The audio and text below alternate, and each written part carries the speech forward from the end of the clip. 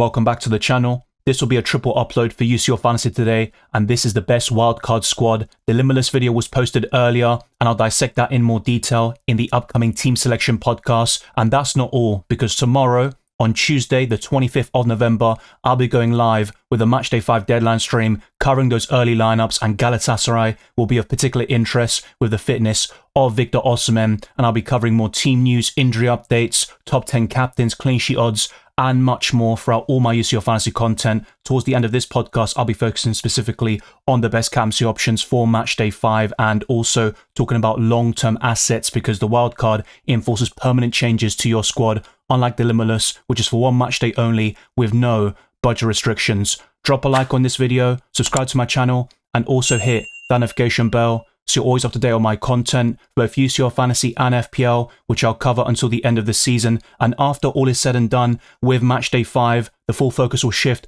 towards Game Week 13 in Fantasy Premier League, where chips could also be deployed in that fantasy format as well. Check all the links in the description for my Patreon and the championships, further likes to my videos, proud to comments, amongst my other perks. My Discord server, the UCL Fantasy League, and Spotify can also be found in the description. Let's get this video to over 200 likes and closing on new goals like 38k on YouTube. But without further ado, let's jump straight into it.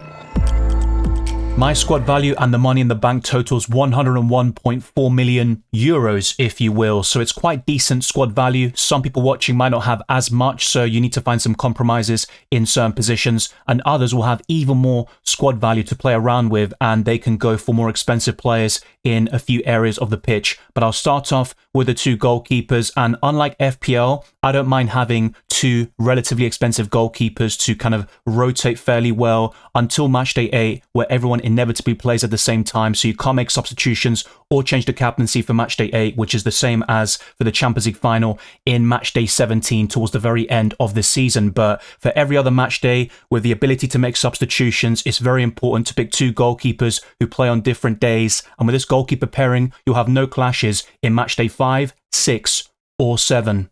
I am going for a cheap goalkeeper pairing this time round, and by the way, I can count. I have 101.5 million at my disposal, but Milinkovic-Savic offers great value at 4 million, and his ownership is very low at 5%. It's not just about this pick in isolation, but also how he combines with the other option, so it's about the goalkeeper duo until Game Week 8. And that's why I've gone for Milinkovic-Savic to cover Napoli defensively. They have appealing fixtures for the entire league phase, but they have been very poor in the Champions League so far this season. They got one victory recently, but Antonio Conte does struggle with European competitions. There is Di Lorenzo in that defensive line, but if I'm wildcarding this week, I would pick Milinkovic-Savic and Carnesecchi. Now, in the last couple of match days, I've been talking about going for him and David Raya as a goalkeeper pairing, but they both play on the same day in Matchday 5, so if I was wildcarding now, I wouldn't go for Carnesecchi and Raya, but that could well change going into Matchday 6, of course. But I think this goalkeeper pairing offers you great value. They both have very low ownership at 5%. You might not get as many clean sheets as you would hope, but I still think it's possible that between the two of them, over the next 4 match days, you can get 2 clean sheets, and that'd be a very good return considering the price tag, and that allows you to spend even more money in the outfield positions. So let's now go to the defensive line, and there won't be any defensive double-ups this time round, but with the likes of Arsenal, for example, you might want to avoid them in Matchday 5 when they play Bayern Munich, but afterwards, they are certainly worth the investment in the long term. The most difficult fixtures for Paris Saint-Germain have passed, in my opinion. I don't think Tottenham at home will be easy per se, and Spurs are still capable of scoring, but they were toothless in the North London derby against Arsenal, and PSG are in the top 6 for the clean sheet odds, as highlighted in my Limitless podcast, for a reason, and Nuno Mendes is second for UCL fantasy points amongst defenders, only behind Denzel Dumfries, who is doubtful for Matchday 5, and Inter Milan are facing Atletico Madrid as well. But Nuno Mendes is a quality option, and I think afterwards a clean sheet or 2 is certainly on the cards, with ball recovery potential, attacking threat, and he has been far better than Hakimi this season, who is injured for the entire league phase anyway. So I don't think there's a big debate now, as we had last season, where I think Hakimi was the standout, but you also had Bacho, who's a ball recovery machine, Marquinhos, and Nuno Mendes was a quality option, but I think he's gone to another level this season, and he would be my favourite PSG defender and pick overall. Next up is Dan Burn, who was suspended in Newcastle's 2-1 victory against Man City, but I still think Dan Burn will start. Eddie Howe loves this guy. Just ask any Newcastle fan, and sometimes they think it is to the detriment of the Newcastle squad. But Dan Burn is a leader at the back. He also scored a brilliant goal against Athletic Bilbao in the Champions League, one of the best headers you'll ever see, and he's getting ball recoveries and clean sheets consistently in this competition. Newcastle are flying. They are 6th in the Champions League table, but they have struggled in the Premier League to find that consistency. They are still 14th in that division, despite that impressive win on Saturday. But I think Dan Burn is one of the better Newcastle defenders. You might even want to consider Nick Pope in goal or Kieran Trippier, but I would go for Dan Burn, and I think Lewis Hall and Livramento will be eased in, and they might start in the Premier League instead. I've got Dan Burn in both FPL and UCL Fantasy, and it has been a tale of two fantasy games, to be honest, because in FPL, he has been awful for me, but in UCL Fantasy, he has been absolute gold, especially considering his price tag at 4.8 million, and he's a massive differential with 3% ownership. But let's now go to another massive left field pick, you could say, even worse than Dan Burn, or better, if you will. Davinson Sanchez has 1% ownership, and over the next 2 fixtures, I think a clean sheet is possible, but I would certainly understand if you have reservations about this pick, and I wanted to go for Ben Sebaini, but he is still doubtful for Matchday 5, and I think Borussia Dortmund will be very cautious with managing his injury, and the last time he was even in the squad, that was a couple of weeks ago before the international break, where he was an unused substitute against Hamburg. So I think Ben Sebaini will not start in Matchday 5, and that's why on the Limitless you could go for Emre Can, Schlotterbeck, or Ryerson instead to cover that Dortmund defence. But longer term, I would have more issues with that sort of structure, and Ben Sebaini would have been my preference facing Villarreal at home. And that's why I've gone for Davinson Sanchez. There aren't too many standouts on the wild card, and usually I would recommend that Arsenal defender, maybe Hincapié, could be that sort of cheaper option. Jurrien Timber is also 5 million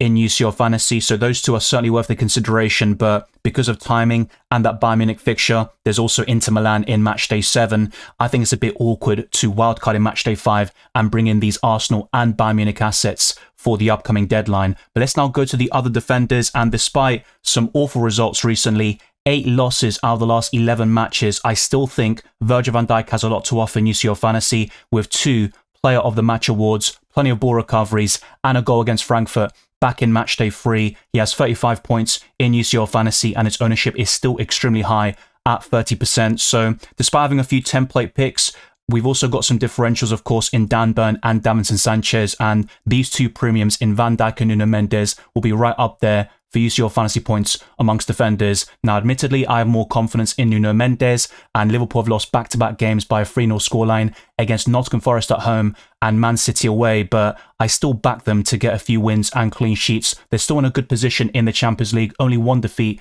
which came against Galatasaray back in Matchday 2, and Van Dijk is the best Liverpool asset, both in FPL and UCL Fantasy. And last but not least is going to be a Man City defender in Josko Gvardiol, who costs 5.5 million. He has 26 points. He can get a few ball recoveries. He's not really showing the attacking threat he did a few years ago, but playing as a centre-back, he is still a good option. And the main centre-back partnership is Ruben Dias with Gvardiol, and Nico Riley is playing as the left-back. But there's also Aït-Nouri to contend with, and Gvardiol can play there himself, but that's going to be less common now moving forwards. And we saw this kind of start last season where Gvardiol was playing more often as a centre-back, which is his natural position by trade. His ownership is only 6%, and I think Man City are worth covering defensively, especially against Leverkusen, who are bottom of the clean sheet odds overall, but just like Man City, they have 7 wins out of the last 10 matches, so it won't be easy, and maybe a clean sheet isn't guaranteed. And of course, in Matchday 6, Man City will face Real Madrid, which will be even tougher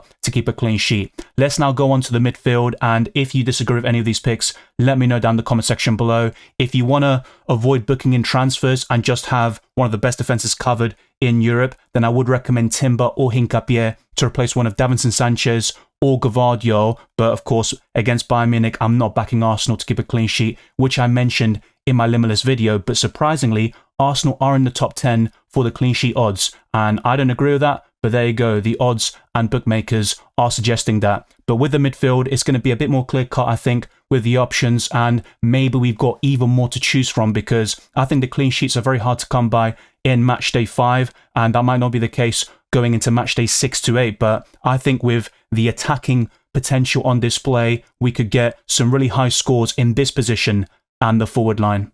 Despite having several issues with injuries this season, Kvaratskhelia has been very impressive in UCL Fantasy, whether off the bench or as a starter, with 21 points, and over the weekend, he was a substitute and provided an assist in a 3-0 win for PSG on Saturday, and he's my favourite PSG attacker, with Ousmane Dembele being doubtful, but a few reports by reliable journalists like Fabrice Hawkins indicate that he could be in the Matchday squad against Tottenham on Wednesday. That'll be a massive boost for the Parisians, who'll be without Doué and Hakimi, and they've had a lot of injuries all season, but they're still going strong. They're top of Ligue 1, but maybe not quite at the same level as they were from December all the way until May, and they showed a bit of that form going into the Club World Cup until the final against Chelsea. But Kvaratskhelia is a quality option, and I think he could have a very high ceiling against Tottenham and in the upcoming fixtures as well. Now, with McTominay, he scored for Scotland in such an amazing game over the international break, but he also got an assist for Napoli in that 3-1 win over Atalanta. And Karabakh are no pushovers, and I think they could be quite underrated. They've only lost one game since August, I believe,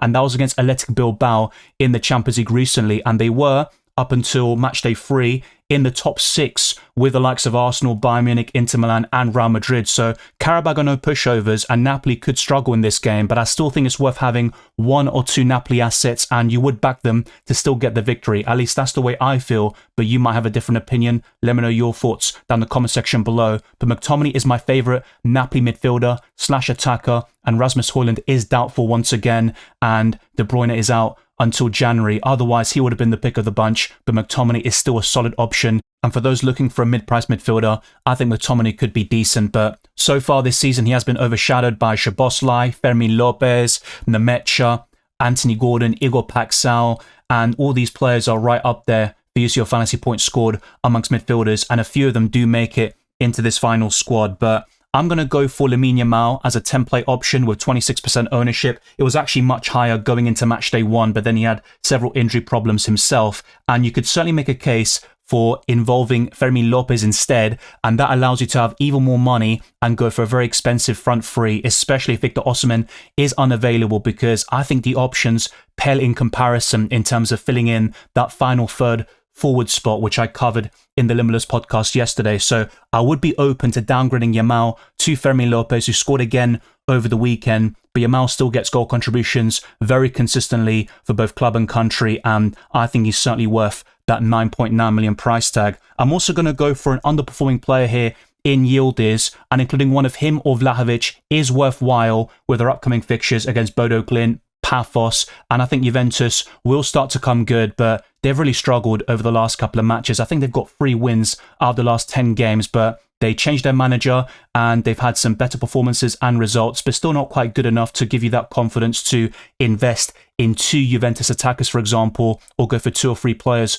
overall. So I think 1 is enough, and Yildiz has 17% ownership, 19 points, and the bulk of them came in Matchday 1. We need to see more from him and the other Juventus players before we can fully commit and have that trust in them in the long term. But I'd actually have a lot of confidence in the Nemecha, who only costs 5.8 million. And the only downside to this is if you also want to go for Guirassy up front to replace Osimhen and partner the likes of Kane, Haaland and Mbappe, then having 2 Dortmund attackers doesn't seem right to me. And for those that also have a defender, then that could be problematic. I don't recommend a triple up in Dortmund overall, but I think 1 or 2 is the sweet spot, and the Nemecha has been the standout so far this season. But let's now move on to the 3 forwards, and I think 2 of them are locked in, but the other is certainly up for grabs. This could well change, of course, going into Matchday 6, where you want that Bayern Munich coverage offensively, especially one of the best strikers in world football. Irrespective of your chip strategy, I would highly recommend Erling Haaland this week. He is one of my favourite captaincy options, if not the very best, against Bayer Leverkusen at home. He missed a big chance against Newcastle and blanked for the 3rd time in the Premier League this season on Saturday, but he is so consistent, the ceiling is very high, and for club and country he is scoring at a ridiculous rate. He's got more goals than games played in the Champions League, and he's going to be right up there in that Golden Boot race for every single competition, really. He's going to win the Premier League Golden Boot for sure, and with the Champions League, if it wasn't for the likes of Mbappe and Harry Kane, I think Erling Haaland would be a guaranteed winner once again. But apart from Erling Haaland, the other premium I'm more keen on for Matchday 5 is Kylian Mbappe, who has 69% ownership. He played very well against Elche in a 2-2 draw. He didn't score, but he got an assist. Bellingham was the standout in that game with a goal and assist combined, but I think Mbappe is still the go-to Madrid asset. They are winless in 3 matches, but they are still top of La Liga. Man City are third in the Premier League, and you would expect them to go second and maybe close the gap on Arsenal at times with their upcoming fixture run there. But in the Champions League, they will face each other in Matchday 6. So that's why timing is so important, because going into that deadline, I would highly recommend Harry Kane over these two. But for Matchday 5, I would rather go for Haaland and Mbappe. But there's a reason why they cost the big bucks. They can haul in any given game. If you don't have the funds to go for Harry Kane, then I would recommend Victor Osimhen, but he is a doubt to start against Union Saint-Gilloise in the early kickoff on Tuesday, and because of that, we will see the Galatasaray lineup before the Tuesday deadline locks in, so we can make transfers and act upon that information. So try to hold out on locking in your squad fully. It's good to have a good idea of how to set things up on the Limitless wildcard and with free transfers, but try to adapt to that information that I provide during that deadline stream, and that includes if Victor Osimhen will start. If that's the case, I would recommend going for him, and it does say I'm 2.6 million over budget, but this is for someone who has just started UCL Fantasy. I would have 0.1 million in the bank after building this 15-man squad, and the alternative, if, for example, Osimhen is unavailable, is to go for Harry Kane, who boasts a great record against Arsenal, and he's also got great fixtures afterwards there for Bayern Munich, and you could replace Yamal with Fermín López to make this possible, and it gives me 0.2 million in the bank. So that's what it really comes down to. If Osimhen is available, then I'd go for him and Yamal. Otherwise, Harry Kane and Fermín López would be the duo I recommend in the midfield and forward line. But in terms of other forwards you might want to consider, Vlahovic and Guirassy do spring to mind. I think Vlahovic looks more appealing for Matchday 5 specifically, and longer term I would go for Guirassy, but he's not really showing the form for club and country that I want to see. And over the last couple of years, anytime that I kind of analyze his stats, he is scoring at will with 8 goals in the last 10 games, but that's not been the case recently, so I would be quite mindful about that, and that's why we are maybe struggling a little bit to find that third forward. Victor Gyökeres is injured, and Bayern Munich is a difficult game anyway, and Alvarez and Lautaro Martinez are 2 great options, but they're facing each other, and that's a difficult game to call. Inter Milan are still in great form overall, but they lost a crucial game, of course, against their local rivals. And you've also got Atletico Madrid, who won 1-0 in the dying embers of that game. They've won 8 out of the last 10 matches, but I still think they're not the most consistent in general. Alvarez is the only Atletico player I'd really recommend, especially in those attacking areas. And you've got Michael Olise, who got 2 goals and 3 assists in the midfield in a 6-2 win for Bayern Munich over the weekend. Bukayo Saka is another great option. Eze scored a hat-trick in the North London derby, and Declan Rice is as solid as they come. So ultimately, this is the 15-man squad I would build on the wild card. And when it comes to the captaincy, assuming that Victor Osimhen is out, and either way, I don't think I'd captain him. To be honest with you, I think Haaland on the Tuesday and Mbappe on the Wednesday. I'd keep it fairly simple. I know it's quite boring. You could certainly go for other alternatives like Yamal. Maybe you want to go for Harry Kane if you kind of fancy Bayern Munich to win comprehensively. I don't think that'll be the case, but we'll see what happens. I think Kvaratskhelia could be an underrated shout, and even Nuno Mendes actually. But apart from Haaland and Mbappe, I'd be quite keen on Osimhen if he starts, but I just don't see that happening. And you will see my top 10 captaincy list in the next section. There's even more to discuss in the team selection podcast and the deadline stream, so stay tuned for those pieces of content. In 10th place, I've got Guirassy against Villarreal at home. Harry Kane is 9th, facing Arsenal away. Yamal is 8th, despite having a difficult fixture as well on paper against Chelsea at Stamford Bridge. Vinicius Jr. is 7th, but he didn't even start against Elche over the weekend, and Bellingham has been the more informed midfielder in UCL Fantasy terms. Kvaratskhelia is 6th. Phil Foden makes up the top 5. He has been very inconsistent in the Premier League, but he has shown something more in this competition. Salah is 4th, but to be quite honest with you, he has shown virtually nothing across all competitions this season, but his best performance came against Atletico Madrid back in Matchday 1. Victor Osimhen is 3rd, but as you can see, he is flagged, or soon he will be in UCL Fantasy, facing Union Saint-Gilloise at home. Mbappe is 2nd, facing Olympiacos away, and Erling Haaland is top against Bayer Leverkusen, and those two also top the goal scorer odds, which I showed you in the Limitless video, alongside the clean sheet probabilities as well. Now, in terms of the wildcard squad you saw just before, I think that replacing Davinson Sanchez and Gvardiol with Timber and maybe Van der Ven long term would be for the best. And going into match day 6, I would recommend going for something like that. And if you got even more money in the bank, you might even want to consider alternatives. I think Hincapié is a great replacement for Gabriel. He had a great performance in the North London derby, and he should start